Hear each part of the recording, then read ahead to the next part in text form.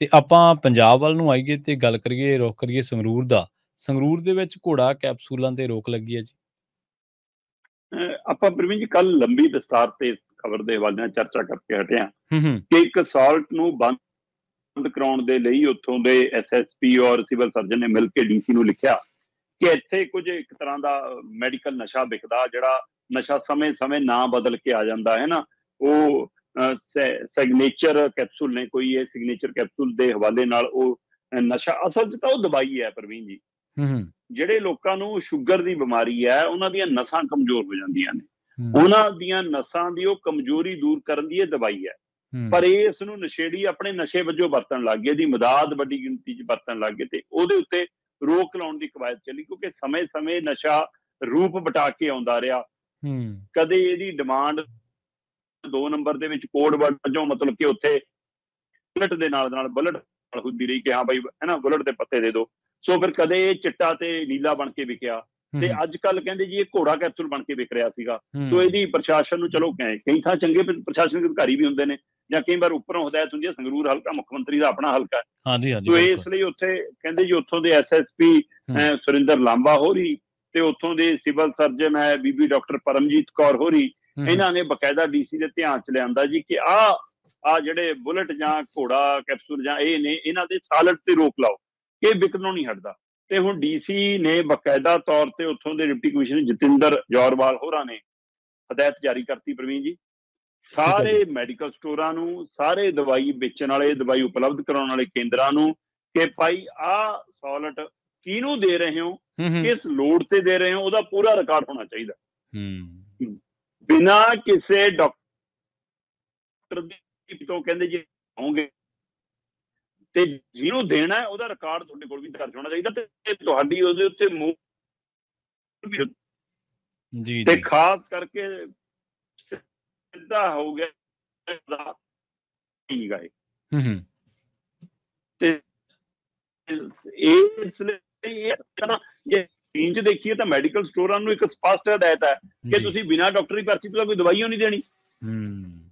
ਤੇ ਇਸ ਰੋਕ ਤੋਂ ਬਿਨਾਂ ਵੀ ਜੇਕਰ ਆਪਾਂ ਗੱਲ ਕਰੀਏ, ਇੱਕ ਤੈਅ ਪੈਮਾਨੇ ਤਹਿਤ ਮੈਡੀਕਲ ਸਟੋਰਾਂ ਨੂੰ ਹਦਾਇਤ ਹੈ ਕਿ ਬਿਨਾਂ ਡਾਕਟਰੀ ਪਰਚੀ ਤੋਂ, ਬਿਨਾਂ ਡਾਕਟਰ ਦੀ ਰਾਏ ਤੋਂ, ਬਿਨਾਂ ਉਹਦੇ, ਮਤਲਬ ਅਸਲ 'ਚ ਕੀ ਹੁੰਦਾ ਕਿ ਇੱਥੇ ਅੱਜ ਕੱਲ ਮੈਡੀਕਲ ਸਟੋਰਾਂ ਦੇ ਉੱਤੇ ਚਿਹਰਾ ਦੇਖ ਕੇ ਚੀਜ਼ ਮਿਲਦੀ ਹੈ। ਅੱਛਾ ਮੈਨੂੰ ਜਾਣਦੇ ਆ ਤਾਂ ਮੈਂ ਜੋ ਮਰਜ਼ੀ ਲੈ ਲਵਾਂ, ਚਾਹੇ ਮੈਂ 10 ਸ਼ੀਸ਼ੀਆਂ ਲੈ ਲਵਾਂ ਕਾਸੇ ਦੀਆਂ, ਚਾਹੇ ਮੈਂ 20 ਪੱਤੇ ਲੈ ਲਵਾਂ ਕਾਸੇ ਦੇ। ਅੱਛਾ ਜੇ ਮੈਨੂੰ ਨਹੀਂ ਜਾਣਦੇ, ਉਹਨੂੰ ਪਤਾ ਕਿ ਪੱਕਾ ਗਾਹਕ ਹੈ ਸਾਡਾ ਇਹ, ਚਾਹੇ ਉਹ ਚਿੱਟੇ ਵਾਲਾ, ਚਾਹੇ ਉਹ ਕੈਪਸੂਲ ਵਾਲਾ, ਚਾਹੇ ਉਹ ਕਿਸੇ ਹੋਰ ਤਰ੍ਹਾਂ ਦੇ ਮਾਲ ਵਾਲਾ, ਫਿਰ ਉਹਨੂੰ ਕਾਊਂਟਰ ਤੋਂ ਬਾਹਰ ਆ ਕੇ ਵੀ ਮਾਲ ਪਹੁੰਚਾ ਦੇਣਗੇ, ਉਹਨੂੰ ਕਿਤੋਂ ਹੋਰੋਂ ਵੀ ਦੇ ਦੇਣਗੇ। ਜੇ ਮੋਟਾ ਮਾਲ ਲੈਣ ਆ ਗਿਆ ਤਾਂ ਫਿਰ ਰਿਸ਼ਤੇਦਾਰੀ ਦੀ ਵੀ ਲੋੜ ਨਹੀਂ, ਜਾਣ ਪਛਾਣ ਦੀ ਵੀ ਲੋੜ ਨਹੀਂ, ਫਿਰ ਕਾਸੇ ਲੋੜ ਨਹੀਂ, ਤਾਂ ਵੀ ਮਿਲ ਜਾਂਦਾ। ਹੋਰ ਛੱਡੋ ਪ੍ਰਵੀਨ ਜੀ, ਬਿਲਕੁਲ ਜੀ, ਇੱਕ ਨਵਾਂ ਤਰੀਕਾ ਹੈ ਜੀ। ਉਹ ਤਰੀਕਾ ਇਹ ਹੈ ਕਿ ਤੁਸੀਂ ਮੈਡੀਕਲ ਸਟੋਰ ਤੇ ਜਾਓ ਤੇ ਤੁਸੀਂ ਕਹੋ ਜੀ ਮੈਨੂੰ ਆਹ ਦਵਾਈ ਚਾਹੀਦੀ ਆ, ਉਹ ਕਹਿੰਦੇ ਵੀ ਡਾਕਟਰ ਦੀ ਸਲਾਹ ਤੋਂ ਬਿਨਾਂ ਨਹੀਂ, ਕਹੇ ਜੀ ਡਾਕਟਰ ਸਾਹਿਬ ਨੇ ਕਿਹਾ ਜੀ ਆਲੋ ਗੱਲ ਕਰ ਲਓ। ਉਹ ਫੋਨ ਕੰਨ ਨੂੰ ਲਾਉਂਦੇ ਨੇ ਕਿ ਮੈਂ ਫਲਾਣਾ ਡਾਕਟਰ ਬੋਲਦਾ ਜੀ, ਠੀਕ ਹੈ, ਫਲਾਣੇ ਹਸਪਤਾਲ ਤੋਂ ਡਾਕਟਰ ਬੋਲਦਾ ਜੀ, ਉਹ ਦੇ ਦਿੰਦੇ ਨੇ। ਹੁਣ ਉੱਥੇ ਨਾ ਬੰਦਾ ਪਛਾਣ ਸਕੇ, ਉੱਥੇ ਆਈ ਕਾਰਡ ਦਾ ਮੰਗਣਾ ਨਹੀਂ ਉਹਨੇ, ਜਾਂ ਤਾਂ ਫਿਰ ਵੀਡੀਓ ਕਾਲ ਸ਼ੁਰੂ ਕਰ ਲਓ ਨਾ ਕਿ ਹਾਂ ਡਾਕਟਰ, ਫਿਰ ਕੱਲ ਉਹ ਪਾ ਕੇ ਵੀ ਬਹਿ ਜਾਣਗੇ। ਇੱਥੇ PGI 'ਚ ਕਿੰਨੇ ਬੰਦੇ ਫੜ ਹੁੰਦੇ ਨੇ ਜਿਹੜੇ ਕੋਟ ਤੇ ਉਹ ਗਲ 'ਚੋਂ ਪਾ ਕੇ ਲਟਕਾ ਕੇ ਵੜ ਜਾਂਦੇ ਨੇ, ਬਾਅਦ 'ਚ ਪਤਾ ਲੱਗਦਾ ਕਿ ਡਾਕਟਰ ਤਾਂ ਹੀ ਨਹੀਂ ਇਹ। ਜੀ ਸੋ ਇਸ ਲਈ ਫਿਰ ਇਹ ਵੀ ਵਰਤਾਰਾ, ਪਰ ਇਹ ਆਪਣੇ ਆਪ ਦੇ ਵਿੱਚ ਜਦੋਂ ਤੱਕ ਪੁਲਿਸ ਪ੍ਰਸ਼ਾਸਨ, ਜਦੋਂ ਤੱਕ ਆਮ ਪ੍ਰਸ਼ਾਸਨ, ਜਦੋਂ ਤੱਕ ਡਾਕਟਰੀ ਸਿਵਲ ਸਰਜਨ ਤੇ ਉਹਦੀ ਟੀਮ, ਜਦੋਂ ਤੱਕ ਮੈਡੀਕਲ ਸਟੋਰ ਵਾਲੇ ਆਪਣੇ ਆਪ ਹੀ ਤੈਅ ਨਹੀਂ ਕਰਦੇ ਕਿ ਅਸੀਂ ਲੋਕਾਂ ਨਾਲ ਧੋਖਾ ਨਹੀਂ ਕਰਾਂਗੇ, ਤਦ ਤੱਕ ਇਹ ਵਰਤਾਰਾ ਨਹੀਂ ਰੁਕ ਸਕਦਾ।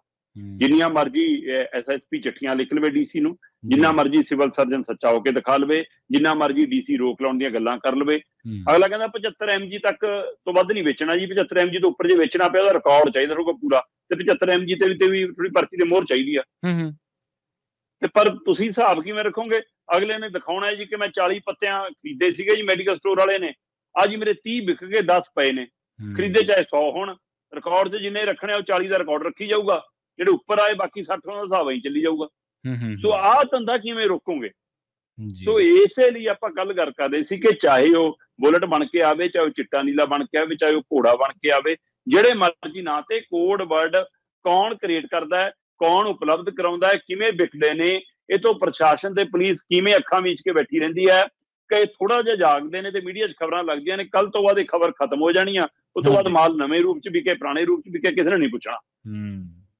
ਸੋ ਇਸ ਲਈ ਇਹ ਸਖਤੀ ਸਾਨੂੰ ਜਿੱਥੋਂ ਦਵਾਈਆਂ ਬਣਦੀਆਂ ਉੱਥੋਂ ਵੀ ਲਾਉਣੀ ਪਊਗੀ, ਇਹ ਸਖਤੀ ਸਾਨੂੰ ਜਿੱਥੋਂ ਸਰਕਾਰੀ ਹੁਕਮ ਜਾਰੀ ਹੁੰਦੇ ਨੇ ਉੱਥੋਂ ਵੀ ਕਰਨੀ ਪਊਗੀ।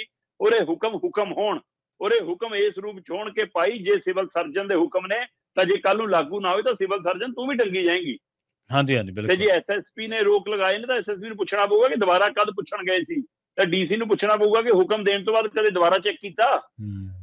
ਸੋ ਇਸ ਲਈ ਉੱਥੇ ਤੱਕ ਕਾਰਵਾਈ ਜਦੋਂ ਤੱਕ ਨਹੀਂ ਆਉਂਦੀ, ਇਹਨਾਂ ਲੋਕਾਂ ਦੀ ਜਵਾਬਦੇਹੀ ਜਦੋਂ ਤੱਕ ਤੈਅ ਨਹੀਂ ਹੁੰਦੀ, ਤਾਂ ਚਾਹੇ ਘੋੜਾ ਕੈਪਸੂਲ ਹੋਣਾ, ਚਾਹੇ ਸਿਗਨੇਚਰ ਕੈਪਸੂਲ ਹੋਣਾ, ਚਾਹੇ ਚਿੱਟਾ ਨੀਲੇ ਦੇ ਨਾਂ ਤੇ ਵਿਕਣ, ਚਾਹੇ ਬੁਲਟ ਦੇ ਨਾਂ ਤੇ ਵਿਕਣ, ਜਾਂ ਹੋਰ ਜ਼ਿਲ੍ਹਿਆਂ 'ਚ ਹੋਰ ਨਾਮਾਂ ਤੇ ਵਿਕਦੇ ਹੋਣ, ਉਹ ਬਰਕਰਾਰ ਰਹਿਣਾ। ਪਰ ਫਿਰ ਵੀ ਇਹ ਪਹਿਲ ਕਦਮੀ ਆ।